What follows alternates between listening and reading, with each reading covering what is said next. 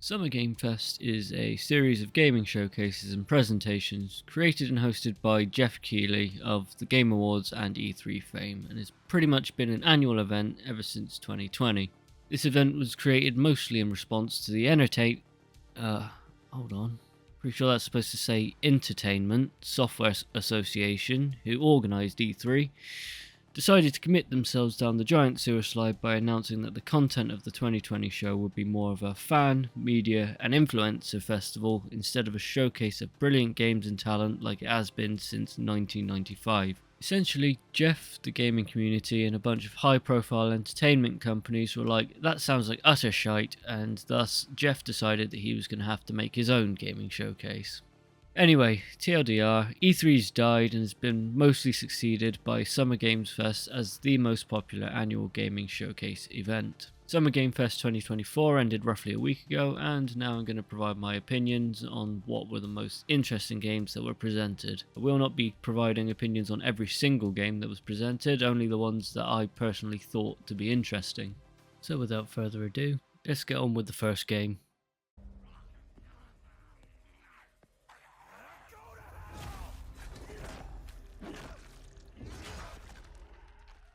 No More Room in Hell 2 is an 8-player permadeath co-op zombie survival horror game and is the sequel to the Half-Life 2 co-op zombie survival source mod, No More Room in Hell. I've been following No More Room in Hell 2 since Torn Banner Studios had put the listing up for it on Steam, since I really enjoyed playing through the various maps and survival scenarios with friends all the way back when it was a source mod. Must admit I've not really played it much since its standalone release, but back when it was a source mod, yeah, I played quite a bit of it.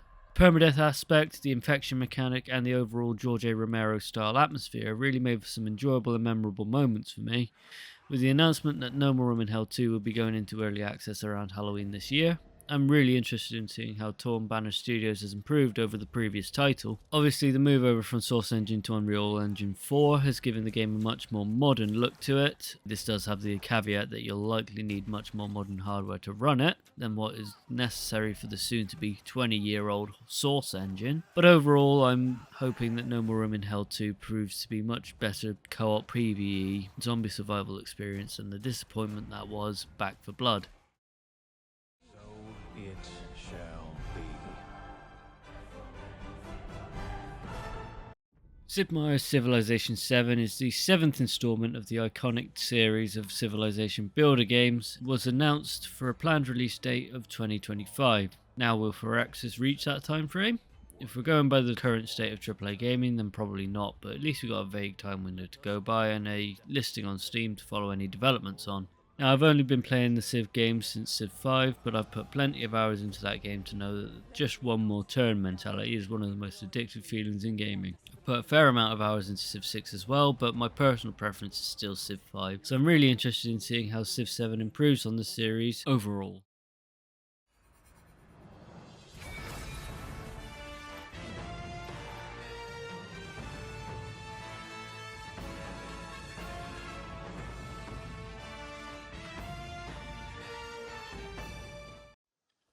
Black Myth Wukong was first revealed through a very early gameplay teaser trailer back in 2020, and very much looked to me like if 2018's God of War took inspiration from Chinese mythology in terms of the beat-em-up style of gameplay that the initial trailer showcased.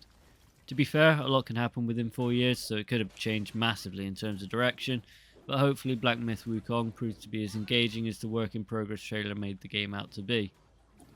Based in the mythos of the 16th century novel Journey to the West, a famous classical novel of Chinese literature, I find Black Myth Wukong to be one of the more interesting games intended for release this year, and appears to be an opportunity to become engaged in what I believe to be a rather uncommon and interesting setting, in comparison to the more common European and Japanese medieval fantasy settings.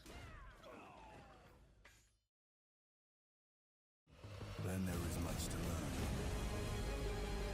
The numbers are endless. I will take you all with me. Brothers, we fight! For Oshima! Warhammer 40k Space Marine 2 is the highly anticipated sequel to the 2011 third-person shooter Warhammer 40k Space Marine. If you haven't already played Space Marine yet, what are you doing? You've only got until September 9th to play it in time for the release of Space Marine 2. Look, the Inquisition are on their way, and if you haven't played Space Marine yet, they will be doing things to you that even Kik would take down for TOS violations. Anyway, with the first Space Marine being developed by Relic Entertainment and published by Sega, Space Marine 2 is being developed by Saber Interactive of World War Z fame and published by Focus Entertainment.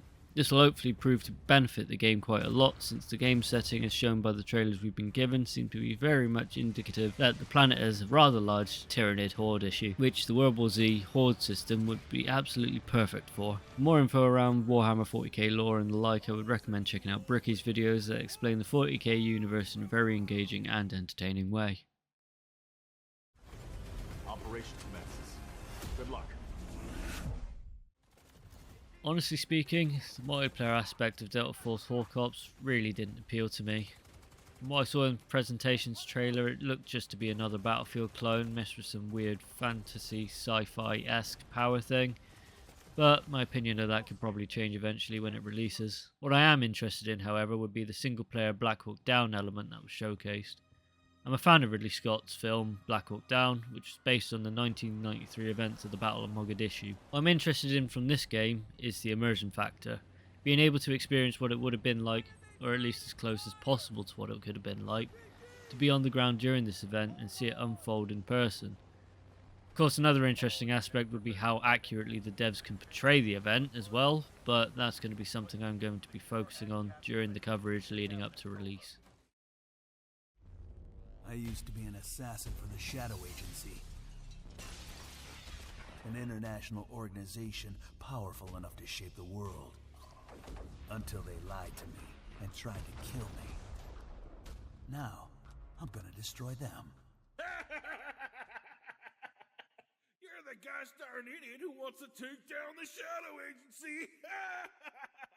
Being solely developed by Jeff Liu, the creator of the titular character and magical animation that is Killer Bean Forever, this game appears to merge John Woo bullet time akimbo elements of Max Payne and the betrayed professional assassin seeks revenge trope with a small hint of equilibrium gun fu into one impressive meme of a game. I honestly just find this one interesting because it looks like it'll be fun.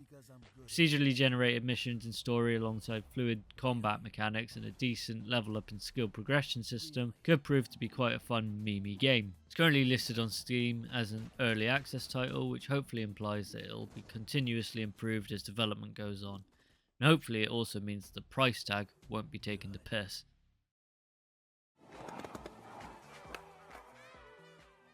I was first introduced to the EA Skate series with Skate 2 back in the 360 era, which I got through Xbox Live's Games with Gold program, and I've got many fond memories of playing through the game with friends and trying to complete various Hall of Meat challenges with Slipknot's Iowa album on repeat in the background. Never any good at skating games though, and never really got on with the controls, probably because I was just a kid back when I played them and never really had the attention span to fully grasp them, but regardless I remember fully enjoying the experience. Hopefully EA's newest entry into the Skate series will provide similar levels of enjoyment without an egregious price on release. Probably a pretty large thing to ask for EA, but hey, at least we can all dream. And that is pretty much it for the games that I was most interested in for the initial kickoff stream of SGF 2024. Feel free to provide what games you're looking forward to from the event, and or whether or not you agree with my opinions on the games that I found to be interested in the comments below. We'll be looking at doing a few similar videos going over the other games presented throughout the other live streams, as well as providing some opinions based on some of the demo gameplay that was available there. Cheers for tuning in for this long if you've made it this far in the video, and hopefully I'll see you in the next one.